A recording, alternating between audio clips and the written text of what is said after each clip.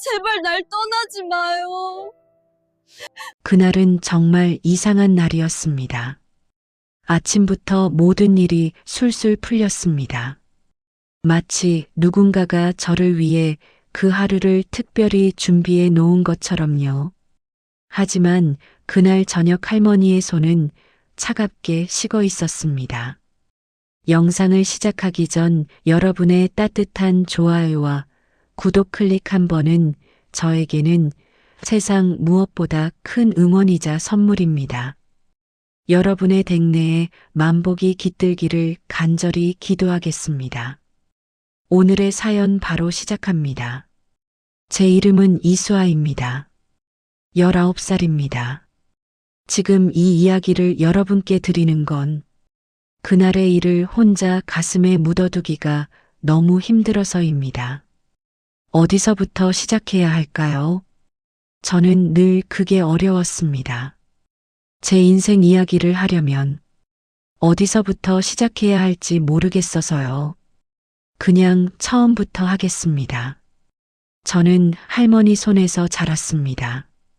엄마 아빠 이야기는 잘 기억이 나지 않습니다. 제가 4살 때의 일이니까요. 아버지는 제가 4살 되던 해 여름에 교통사고로 돌아가셨습니다. 갑작스러운 일이었습니다. 아무런 준비도 없이 아버지 얼굴은 사진으로 봤습니다. 웃는 사진이었습니다. 젊고 눈이 크고 웃으면 눈꼬리가 살짝 내려가는 사람이었습니다. 저는 그 사진을 오래 바라본 적이 있습니다. 이 사람이 내 아버지구나. 이 사람이 있었더라면 내 인생이 달라졌을까? 그런 생각을 한 적도 있습니다. 아버지가 돌아가신 뒤 엄마는 한동안 넋을 잃고 지냈다고 합니다. 밥도 못 먹고 잠도 못 자고 그냥 멍하니 있었다고요. 그러다 어느 날 저를 할머니 집에 데려다 놓고 떠났습니다. 제가 기억하는 엄마의 마지막 모습은 파란 원피스를 입고 있었다는 것입니다. 뒷모습이었습니다.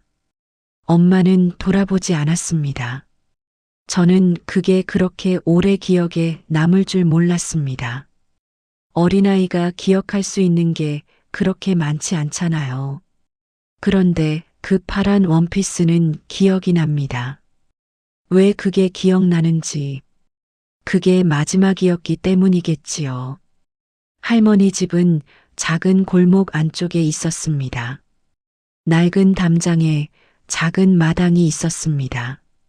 마당 한쪽에는 할머니가 직접 키우는 고추와 상추가 있었습니다. 화분도 몇 개 있었습니다. 이름 모르는 꽃들이 피어 있었습니다. 저는 그 마당에서 자랐습니다. 그 마당이 제 놀이터였습니다.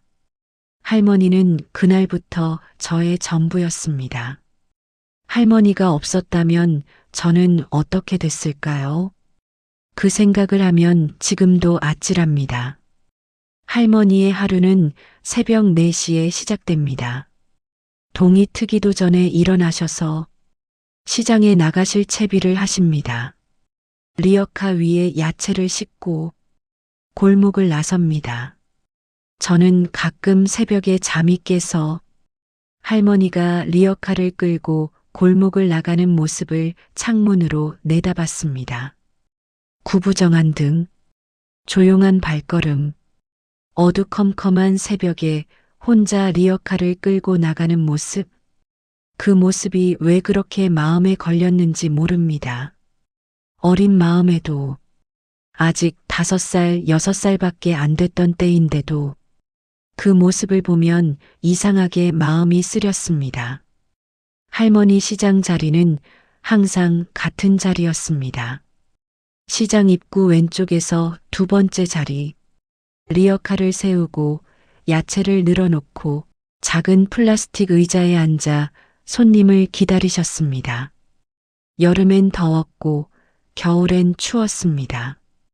비 오는 날엔 비를 맞았습니다. 우산을 쓰면 손님한테 잘 안 보인다고 그냥 비를 맞으셨습니다.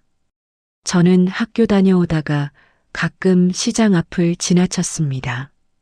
할머니가 보이면 인사를 해야 하는데 그게 싫었습니다. 친구들이 볼까봐. 그래서 가끔 돌아서 갔습니다. 다른 골목으로. 그게 얼마나 못된 짓인지 그때는 몰랐습니다. 할머니는 낮에는 시장에서 야채를 팔고 저녁에는 폐지를 주우러 다니셨습니다. 해가 지면 손수레를 끌고 동네 곳곳을 다니셨습니다. 분리수거함을 뒤지고 골목 한쪽에 버려진 박스를 주우시고 폐지를 모아 손수레에 싣고 돌아오셨습니다. 그렇게 번 돈으로 저를 먹이고 입히고 학교에 보내셨습니다. 저는 그 사실을 알면서도 모른 척하며 살았습니다. 왜냐고요? 말하기 부끄럽지만 저는 가난이 싫었습니다. 할머니가 싫은 게 아니라 이 가난한 현실이 너무나 싫었습니다. 할머니한테 화를 낼 수는 없으니까 그 마음이 엉뚱한 곳으로 튀어나왔던 것 같습니다. 그때는 그게 얼마나 잘못된 건지 몰랐습니다. 지금은 압니다. 너무나 잘 압니다. 가난이 뭔지 처음 제대로 알게 된 게 언제인지 아세요? 초등학교 1학년 때입니다. 입학식 날이었습니다. 다들 새 가방을 메고 왔습니다. 알록달록한 새 가방, 새 운동화, 새 옷. 저는 할머니가 시장에서 사오신 옷을 입었습니다. 색이 조금 발해 있는 옷이었습니다. 가방도 좀 낡은 가방이었습니다. 그때 처음 알았습니다. 아, 우리 집이 다르구나. 그게 부끄럽다는 감정인지, 억울하다는 감정인지, 그때는 잘 몰랐습니다. 그냥 가슴이 이상하게 쿵 내려앉는 것 같았습니다. 옆자리에 앉은 여자애가 물었습니다. 너 가방 왜 이래? 저는 아무 말 못했습니다. 그냥 고개를 숙였습니다. 그날 집에 돌아와서 할머니한테 아무 말도 안 했습니다. 할머니가 물으셨습니다. 학교 어땠어? 재미있었어? 그냥요. 짧게 대답하고 방으로 들어갔습니다. 할머니가 얼마나 설레셨을지, 손녀가 드디어 학교에 가는 날을, 그 마음을 생각하면 지금도 가슴이 아픕니다. 저는 왜 그때 내 할머니, 재미있었어요. 한마디를 못했을까요? 그게 그렇게 어려웠을까요? 학년이 올라갈수록 가난은 더 선명하게 보였습니다. 학교에서 현장학습을 갈 때마다 돈을 내야 했습니다. 저는 그 돈을 할머니한테 말하기 싫어서 가끔 현장학습을 빠진 적도 있습니다. 배 아프다고 거짓말을 하고 혼자 교실에 남았습니다. 텅 빈 교실에서 창밖을 내다봤습니다. 다들 버스 타고 어딘가로 가는 소리가 들렸습니다. 그날 할머니는 왜 안 갔냐고 물으셨고 저는 또 배 아팠다고 거짓말을 했습니다. 할머니는 뭐가 먹고 싶냐고 물으셨습니다. 그냥 아무거나요. 아무거나 싫어. 뭐 먹고 싶어? 계란국이요. 할머니가 계란국을 끓여주셨습니다. 저는 그걸 먹으면서 또 눈물이 날 것 같았습니다. 계란국이 왜 그렇게 맛있었는지 그 맛이 지금도 기억납니다.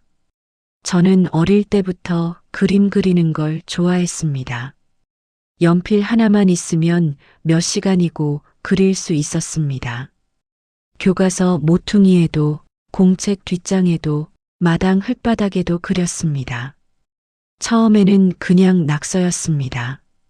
꽃 같기도 하고 나무 같기도 한 것들, 사람 얼굴, 강아지, 시장에서 본 아주머니들, 그게 조금씩 달라지기 시작했습니다. 초등학교 3학년 때였습니다. 미술 시간에 선생님이 제 그림을 보시더니 멈추셨습니다. 수아야, 이거 내가 그린 거야? 네. 선생님이 한참 그림을 보셨습니다. 어떻게 그린 거야? 따로 배웠어? 아니요, 그냥 그렸는데요. 선생님이 반 전체한테 제 그림을 들어 보이셨습니다. 얘들아, 이수아 그림 봐. 정말 잘 그렸지? 아이들이 웅성웅성했습니다. 저는 그게 너무 부끄러워서 고개를 푹 숙였습니다. 하지만 속으로는 기뻤습니다. 처음으로 칭찬을 받은 것 같아서 그날부터 더 열심히 그렸습니다.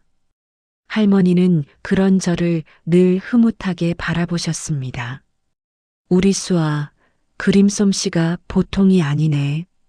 할머니의 그 말이 그렇게 좋았습니다. 칭찬에 인색한 분이셨거든요. 뭘 해도 그래, 잘했네, 짧게 하시는 분인데 그림 이야기만 나오면 표정이 달라지셨습니다. 저도 느꼈습니다. 할머니가 제 그림을 좋아하신다는 것을. 그래서 더 그리고 싶었습니다. 중학교 때 미술 선생님이 저를 부르셨습니다.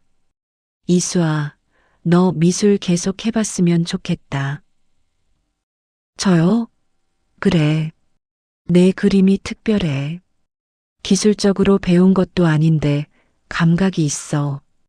그 말이 씨앗이 되었습니다. 가슴속에 조용히 심어진 씨앗. 미대에 가고 싶다. 하지만 그 꿈은 말할 수가 없었습니다. 미술 입시 학원비가 한 달에 수십만 원입니다. 대학 등록금은 또 얼마입니까? 할머니가 리어카를 끌며 벌어오는 돈으로는 꿈도 꿀 수 없는 이야기였습니다. 그래서 저는 그 꿈을 마음속 깊이 묻어버렸습니다. 누르고 또 눌렀습니다. 그래도 가끔은 밤에 혼자 이불 속에서 그림을 그리는 상상을 했습니다. 넓은 화실에서 하얀 캔버스 앞에 서서 붓을 들고 그 상상만으로도 잠이 들 수 있었습니다. 학교 생활은 쉽지 않았습니다. 저는 늘 조금 달랐습니다. 옷이 유행과 달랐고, 점심 도시락이 달랐고, 방과 후에 학원을 다니지 않았습니다. 중학교에 올라가자 그 차이가 더 선명해졌습니다. 애들은 다들 스마트폰을 가지고 있었습니다. 저는 할머니가 사주신 낡은 폴더폰을 썼습니다. 카카오톡도 잘 안 됐습니다. 단톡방에서 대화가 오가는데 저는 뒤늦게 확인하기 일쑤였습니다. 수아야, 왜 이렇게 답장이 늦어? 폰이 좀 느려서. 아, 그 폰 아직도 써? 웃으면서 하는 말이었지만 저한테는 전혀 웃기지 않았습니다. 특히 한 아이가 심했습니다. 같은 반 김지원이라는 아이였습니다. 예쁘고 공부도 잘하고 애들한테 인기도 많았습니다. 그 아이가 하는 말은 무게가 달랐습니다. 그 아이가 웃으면 다들 따라 웃었습니다. 그 아이가 누군가를 놀리면 다들 따라 놀렸습니다. 야, 수아야. 너 할머니랑 산다며? 응. 할머니가 시장에서 야채 파는 거 맞지? 저는 아무 말 못했습니다. 폐지도 줍는다는 거 사실이야? 그 말이 교실 안에 퍼지는 데는 하루도 걸리지 않았습니다. 복도에서도 급식실에서도 화장실에서도 뒤에서 수군거리는 소리가 들렸습니다. 저는 그날 집에 와서 이불 속에서 울었습니다. 할머니한테는 말하지 않았습니다. 할머니가 아실까봐, 아시면 더 마음 아파하실까봐. 그런데 티가 났나 봅니다. 저녁을 먹다가 할머니가 물으셨습니다. 수아야, 무슨 일 있었냐? 아무것도 아니에요. 저는 짧게 대답하고 방으로 들어가 버렸습니다.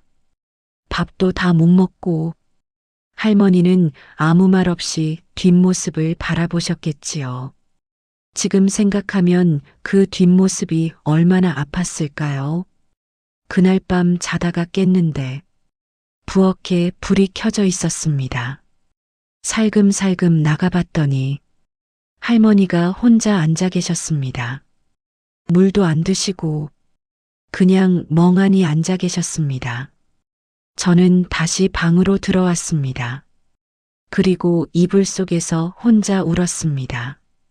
엄마라는 존재 가끔 엄마 생각이 났습니다. 파란 원피스, 뒷모습, 그게 전부였습니다. 저는 엄마를 원망했습니다. 왜 나를 버렸을까? 왜 데려가지 않았을까? 어릴 때는 그 원망이 뜨거웠습니다. 뜨겁고 날카롭고 아팠습니다. 초등학교 때 어버이날이 제일 힘들었습니다. 다들 카네이션 만들어서 엄마 아빠한테 드리잖아요. 저는 그걸 할머니한테 드렸습니다. 할머니가 받으시면서 웃으셨는데 그 웃음이 왜 그렇게 슬프게 보였는지 할머니가 내 엄마야. 그 말을 해드렸더니 할머니가 잠깐 고개를 돌리셨습니다. 눈물을 감추시는 거였겠지요. 나이가 들면서 엄마에 대한 원망이 조금씩 달라졌습니다. 그냥 원망만 하기엔 뭔가 복잡해졌습니다. 엄마도 힘들었겠구나. 그때 엄마는 얼마나 무너져 있었을까. 남편을 잃고 돈도 없고 어린 딸까지 혼자 키워야 하는 상황. 그게 얼마나 무거웠을까. 그래도 원망은 가시지 않았습니다. 힘들어도 그러면 안 되는 거잖아요. 엄마가 힘들면 저는 더 힘든 거잖아요. 할머니는 엄마 이야기를 거의 하지 않으셨습니다. 한 번은 제가 물었습니다. 할머니, 우리 엄마 왜 놔두고 갔어요? 할머니는 잠시 말이 없으셨습니다. 그러다 조용히 말씀하셨습니다. 그 사람도 힘들었던 거야. 그게 전부였습니다. 욕도 하지 않으셨고 변명도 하지 않으셨습니다. 그냥 그 사람도 힘들었다고. 저는 그 말이 싫었습니다. 엄마 편을 드는 것 같아서. 할머니는 힘들지 않아요? 할머니는요? 할머니는 웃으셨습니다. 나야 너 있잖아. 그 말이 그렇게 단순한데 왜 그렇게 오래 마음에 남는지. 나야 너 있잖아. 고등학교 2학년 봄이었습니다. 학교 근처 편의점 앞에서 할머니를 마주쳤습니다. 할머니는 리어카를 끌고 계셨습니다. 폐지를 가득 실은 리어카였습니다. 마침 그때 같은 반 친구들과 함께 나오는 길이었습니다. 5명쯤 됐습니다. 떠들고 웃으면서 나오다가 저는 멀리서 할머니를 봤습니다. 순간 저는 멈춰버렸습니다. 할머니 눈과 제 눈이 마주쳤습니다. 할머니는 반갑게 손을 들려고 하셨습니다. 그런데 저는 고개를 돌려버렸습니다. 못 본 척 했습니다. 친구들 쪽으로 걸어갔습니다. 왜 그래? 아는 사람이야? 아니, 아무것도 아니야. 그렇게 말하고 지나쳤습니다. 할머니 옆을 지나치면서 할머니 신발이 보였습니다. 낡은 고무신이었습니다. 그게 눈에 박혔습니다. 집에 돌아왔을 때 할머니는 아무 말 없이 밥을 차려주셨습니다. 그날 저녁 할머니 얼굴을 제대로 볼 수가 없었습니다. 밥 먹는 내내 고개를 숙이고 있었습니다. 할머니도 말씀이 없으셨습니다. 보통 때는 학교 어땠어? 밥 더 먹어? 이런 말씀을 하시는데 그날은 조용하셨습니다. 저는 그 침묵이 너무 무거웠습니다. 밥을 다 먹지도 못하고 다 먹었어요. 그렇게 말하고 일어났습니다. 방에 들어와서 이불을 뒤집어 쓰고 누웠습니다. 눈물이 났습니다. 할머니한테 미안해서, 창피했던 내 자신이 너무 싫어서 지금도 그 장면이 떠오릅니다. 손을 들여다가 멈추신 할머니. 그 모습이 꿈에 나올 때가 있습니다. 지금도요. 졸업을 앞두고 고등학교 3학년. 졸업이 가까워지면서 진로를 정해야 할 때가 왔습니다. 담임 선생님이 면담을 하셨습니다. 이수아, 졸업하고 어떻게 할 거야? 취직이요. 선생님이 잠시 저를 바라보셨습니다. 미술 쪽으로 생각해 본 적 없어? 내 실력이면 충분한데. 저는 고개를 저었습니다. 형편이 안 돼요. 선생님은 더 이상 아무 말하지 않으셨습니다. 하지만 돌아가시기 전에 한마디 하셨습니다. 수아야, 꿈은 쉽게 버리는 게 아니야. 저는 그 말에 아무 대꾸를 못했습니다. 집에 오는 길에 혼자 골목을 걸었습니다. 미대. 그 두 글자가 머릿속을 떠나지 않았습니다. 가고 싶다. 정말 가고 싶다. 하지만 안 된다. 안 된다는 걸 안다. 그래서 더 슬펐습니다. 할 수 없는 걸 알면서도 포기가 안 될 때, 그게 제일 힘듭니다. 집에 들어서자 할머니가 부엌에 계셨습니다. 된장찌개 냄새가 났습니다. 할머니, 저 대학 안 가도 돼요. 일찍 취직할게요. 할머니는 냄비를 저으시다가 잠깐 멈추셨습니다. 그래.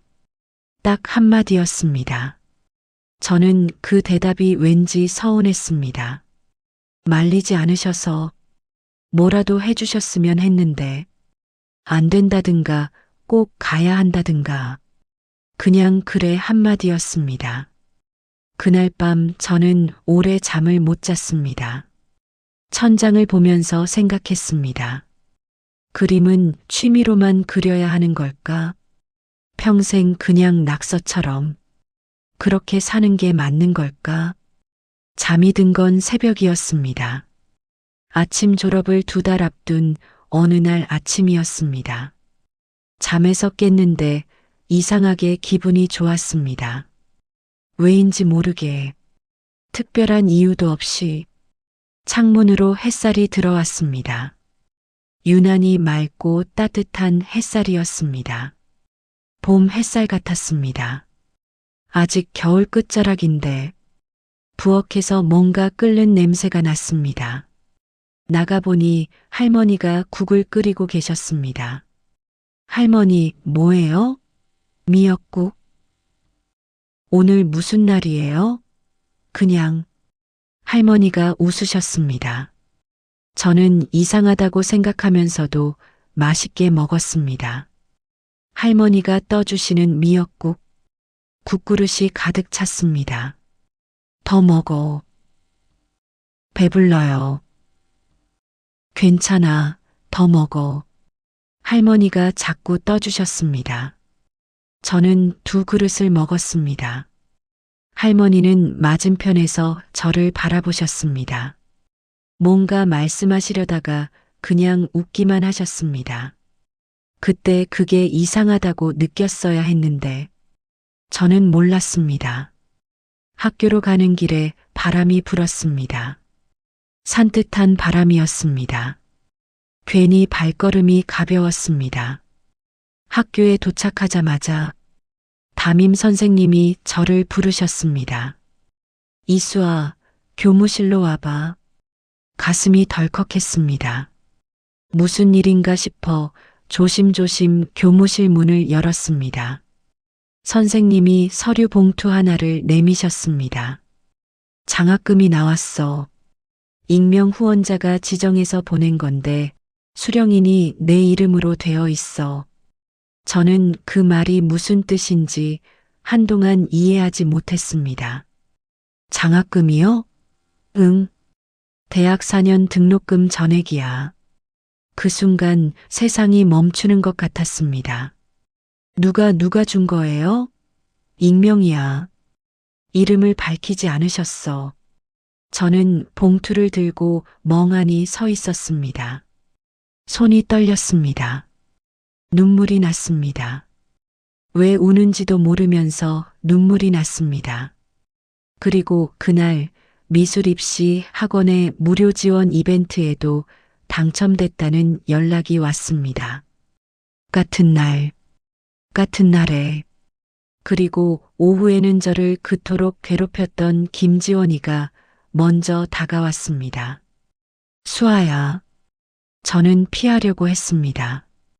그런데 지원이가 제 팔을 잡았습니다. 잠깐만. 할 말이 있어. 눈물이 그렁그렁한 눈으로. 내가 그동안 너한테 너무 심하게 했다. 진짜 미안해. 저는 아무 말도 못했습니다. 중학교 때부터 계속 그랬잖아. 할머니 폐지 줍는다고 놀리고. 그거 진짜 나쁜 짓이었어. 뒤늦게 미안하다고 해봤자 소용없는 거 알지만 그래도 말하고 싶었어. 지원이가 고개를 숙였습니다. 저는 그날 하루 내내 울었습니다. 기쁨의 눈물을. 억울했던 시간들이 한꺼번에 흘러내리는 것 같았습니다. 빨리 집에 가고 싶었습니다. 할머니한테 말씀드리고 싶었습니다.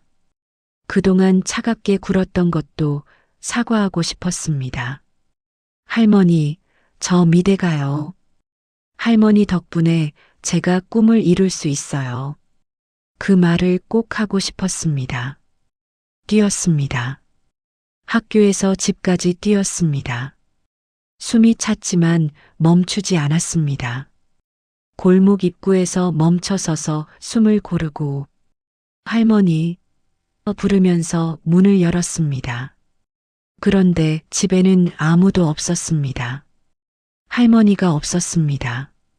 저는 그날 제게 일어났던 기적 같은 일들이 도대체 어떻게 가능했는지 지금도 알지 못합니다.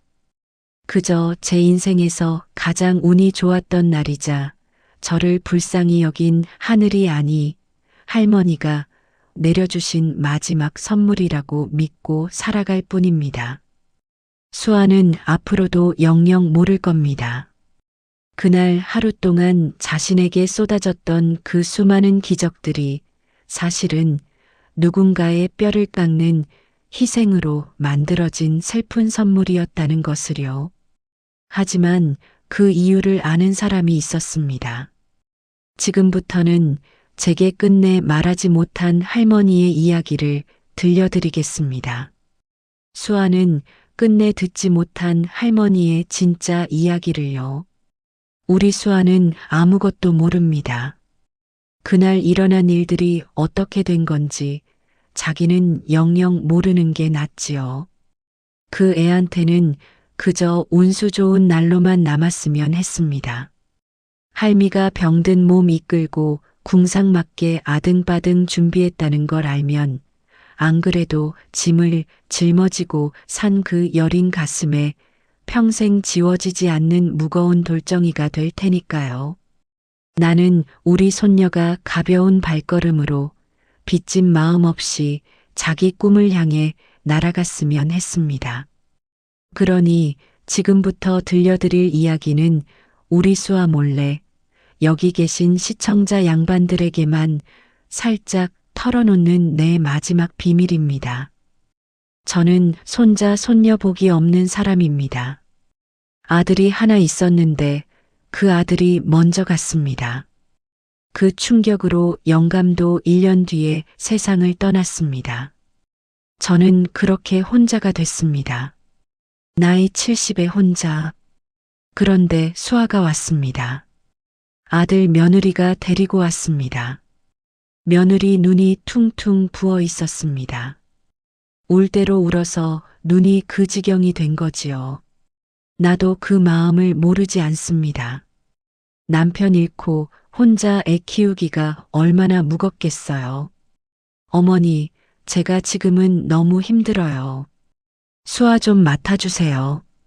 자리 잡으면 데리러 올게요. 나는 그때 며느리 눈을 봤습니다. 곧 데리러 온다는 게 거짓말이라는 걸 알았습니다. 그 눈빛이 이미 포기한 눈빛이었으니까요. 하지만 아무 말 안 했습니다. 그냥 수아를 받아 안았습니다. 수아가 그때 얼마나 가벼웠는지 내 살자리가 그렇게 가볍더라고요. 작고 따뜻하고 안으면 품에 쏙 들어왔습니다. 며느리가 돌아가는 뒷모습을 오래 바라봤습니다. 마음이 많이 안쓰러웠습니다. 그날 밤 수아가 엄마하고 부르면서 잠들었습니다. 나는 그 옆에서 밤새 잠을 못 잤습니다. 이 작은 것이 앞으로 얼마나 힘든 세월을 살아가야 하나. 하지만 결심을 했습니다. 내가 살아있는 동안은 이해가 부족함이 없게 해줘야겠다고. 그게 내 아들한테 해줄 수 있는 마지막 일이라고. 장사를 시작한 건 수아가 온 뒤였습니다. 전에는 그냥 연금으로 조용히 살았습니다. 영감 없이 나 혼자 먹고 살기엔 충분했으니까요. 그런데 수아가 오니까 달라졌습니다. 연금만으로는 수아를 제대로 키울 수가 없었습니다. 그래서 시장에 나갔습니다. 처음에는 뭘 팔아야 할지 몰랐습니다. 시장에 가서 이것저것 알아보다가 야채 파는 게 그나마 쉬울 것 같아서 시작했습니다. 새벽에 도매시장 가서 야채를 사다가 리어카에 싣고 시장 앞에 서는 거지요. 처음엔 장사가 잘 안 됐습니다. 어떻게 팔아야 하는지도 몰랐고 목소리가 작아서 손님도 잘 안 왔습니다. 옆자리 아주머니가 가르쳐 주셨습니다. 할머니, 그렇게 조용히 있으면 안 돼요. 크게 불러야지. 저는 그게 좀 어렵네요. 한 번만 해봐요. 따라해봐요. 싸요, 싸. 그렇게 배웠습니다. 민망했지만 수아 생각하면서 했습니다. 수아 학교 보내려면 돈이 필요하니까요. 폐지 줍는 건 저녁에 했습니다. 낮에 장사하고 저녁에 폐지 주우러 가면 몸이 힘들기는 했습니다. 그래도 뭐 힘들다는 생각보다 수아 생각이 먼저였습니다. 오늘 얼마 벌었다. 이번 달 학원비 낼 수 있겠다. 이번엔 수아 신발 새 거 사줘야지. 그런 생각을 하면서 걸으면 다리가 덜 아팠습니다. 가끔 새벽에 창문에서 수아가 내다보는 게 보였습니다. 못 본 척 했습니다. 창피한 게 아니었습니다. 수아 마음이 무거울까봐. 이런 할미 모습이 수아한테 짐이 될까봐. 그래서 그냥 못 본 척하고 걸음을 빨리 했습니다. 수아야, 너는 몰라도 돼. 그냥 학교 열심히 다니면 돼. 나는 괜찮아. 수아가 그림을 잘 그린다는 건 아주 어릴 때부터 알았습니다. 서너 살 때부터였습니다. 마당 흙바닥에 뭔가를 그리고 있었습니다. 가까이 가서 보니까 꽃이었습니다. 이거 뭐야? 꽃이요. 어디서 봤어? 저기요. 마당 화분을 가리켰습니다. 정말 꽃이랑 비슷했습니다. 서너 살짜리가 그런 걸 그릴 수 있다는 게 신기했습니다. 그날부터 수아가 그림 그리는 걸 유심히 봤습니다. 아, 이 애는 재능이 있구나. 진짜 재능. 배운 게 아닌데 보이는 그대로를 그려낼 수 있는 능력. 그게 가르쳐서 되는 게 아니잖아요. 수아는 어디서든 그림을 그렸습니다. 공책에도 책 모퉁이에도 심지어 밥 먹다가 젓가락으로 밥상 위에 그림을 그리기도 했습니다. 수아야, 밥상에 낙서하면 안 돼. 할머니, 저 그림 그리고 있었어요. 밥상에 할머니 얼굴 그리고 있었어요. 그 말에 내가 웃었습니다. 밥상에 할미 얼굴을 그리고 있었다니. 잘 그렸어? 응, 예뻐요. 그 말이 얼마나 기뻤는지. 미술 선생님한테 연락이 온 건 중학교 때였습니다. 선생님이 전화를 하셨습니다. 할머니, 수아 어머니 되시나요? 네, 제가 수아 키우고 있습니다. 수아 그림 실력이 정말 대단합니다. 미술 쪽으로 진로를 생각해 보시는 게 어떨까요? 그 말이 기뻤습니다. 하지만 동시에 가슴이 내려앉았습니다.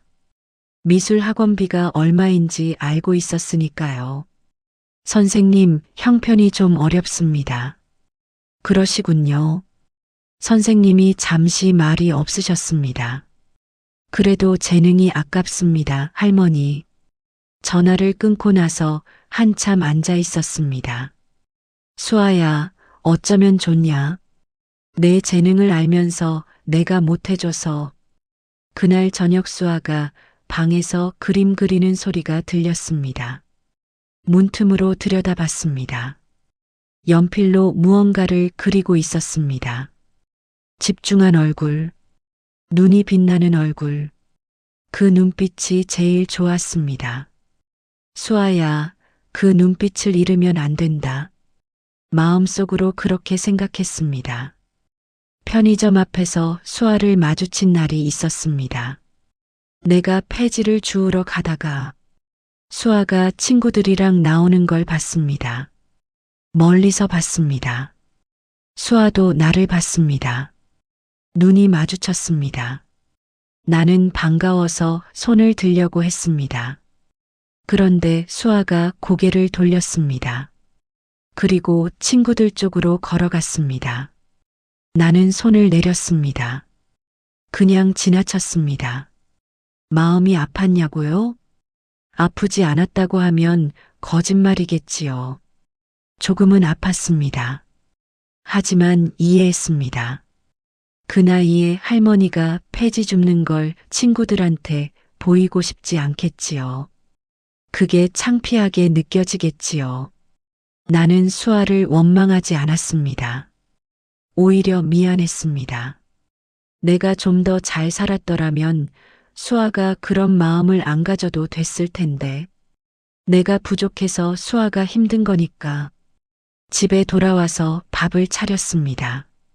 수아가 저녁에 돌아왔습니다. 밥 먹는 내내 말이 없었습니다. 고개를 숙이고 있었습니다. 나도 아무 말 안 했습니다. 그냥 밥을 더 떠줬습니다. 말로 못해줄 것들을 밥으로라도 줘야 했으니까요. 병원에 처음 간 건 몸이 너무 이상해서였습니다. 밥을 먹어도 계속 체한 것 같고 밤에 잠을 자다가 식은땀이 났습니다. 그냥 나이 탓이려니 했습니다. 나이 먹으면 이런저런 게 다 아프잖아요. 그러다 수아가 걱정할까봐 혼자 병원에 갔습니다. 검사를 받았습니다. 일주일 뒤에 결과가 나왔습니다. 의사 선생님이 조심스럽게 말씀하셨습니다. 할머니, 암이 발견됐습니다. 그 말을 들었을 때 이상하게 무섭지 않았습니다. 그냥 멍했습니다. 의사 선생님이 뭐라고 하시는데 소리가 잘 들리지 않았습니다. 진행된 정도가 어느 단계다, 치료 방법이 이렇다, 입원이 필요하다. 그 말들이 공기 속에 떠다니는 것 같았습니다. 병원 나와서 버스 정류장에 앉았습니다. 한참을 그냥 앉아 있었습니다. 지나가는 사람들을 봤습니다. 다들 바쁘게 걸어 다녔습니다. 세상은 아무것도 달라지지 않았는데 나만 다른 세상에 들어온 것 같았습니다. 무섭냐고요? 무섭기보다는 수아 생각이 먼저 났습니다. 이해가 이제 어떡하나. 내가 없어지면 이해는. 그게 제일 먼저였습니다. 그게 제일 크게 아팠습니다. 버스 정류장 벤치에서 울었습니다. 나를 위해서가 아니라 수아를 생각하면서 한참을 울고 나서 일어났습니다. 수아한테는 말하지 않기로 했습니다. 수아가 걱정하면 안 되니까요. 수아 고등학교 마지막 해인데 수아가 이 걱정을 안고 살면 안 되니까요.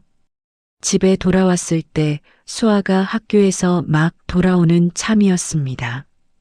할머니, 왜 이렇게 늦었어요? 나는 웃으면서 말했습니다. 시장에서 좀 늦었어. 수아가 가방을 내려놓으면서 신발을 벗었습니다. 그 모습을 보면서 속으로 생각했습니다. 수아야, 할미가 좀 더 있어야 하는데 조금만 더 버텨야겠다.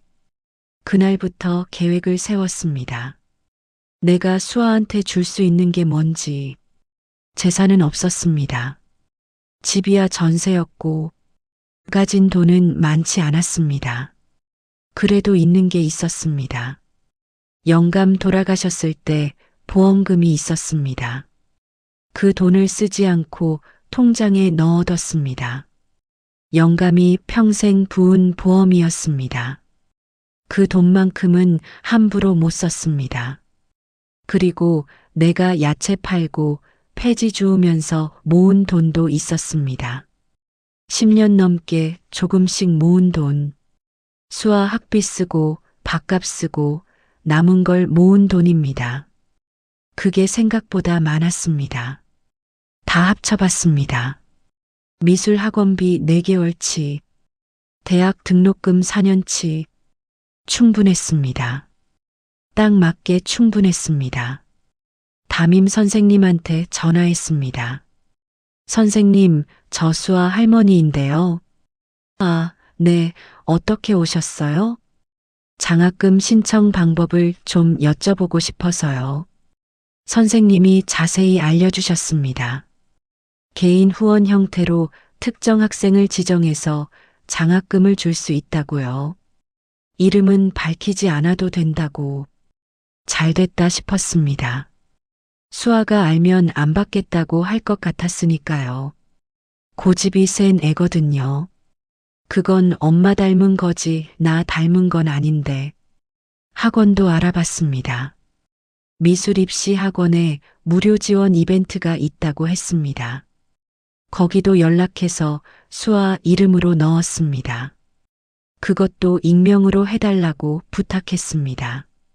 한 가지씩 준비하면서 생각했습니다. 이제 수아가 꿈을 펼칠 수 있겠구나. 그 생각에 처음으로 마음이 놓였습니다. 아프다는 게 무섭지 않았습니다. 이걸 다 준비할 수 있다는 게 다행이었습니다. 모든 준비를 마친 건 수아 졸업 2달 전이었습니다. 장학금 서류도 제출했고 학원 이벤트 당첨도 확인했습니다. 남은 건 그 소식이 수아한테 전달되는 날을 기다리는 것뿐이었습니다. 그런데 몸이 많이 힘들었습니다.